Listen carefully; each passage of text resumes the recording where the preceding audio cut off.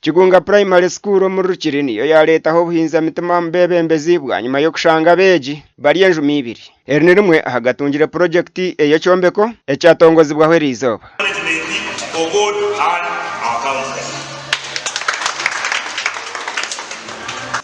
twachito mikono y'ishomero n'abazire ngo abazire bareta abana bashomeremo konka ko kuza kureba abana barya kiriya n'ekizimbe cya government nakira n'ekizimbe cya government hati n'ekizimbe cya government konka abana tubarho baki abantu muri Kigunga ni bingi kandi bazira abana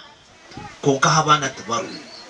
ahabwaki ahabeji bitano ahishomereri haba haruho abatari kurengana ngwa 10 niko kuragira bebembeze kutandikaho potoro yabazire abatari kuhumurikisa abana babo abeji abirunumwe bakahumurije think man karastisha no tracing. Do you have any explanation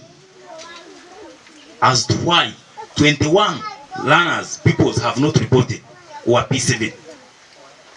or P7 stand up? Can you give us explanation as to why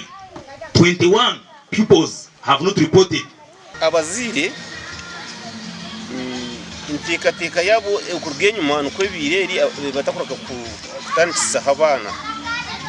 intikateka ngo bundi abazire mbasa kuba batekatekere muno ekikumara kwereza abane bukwaturya byo kutandikira ungani nyisiga ngo mbiru bya kongero ho no rwa kabiri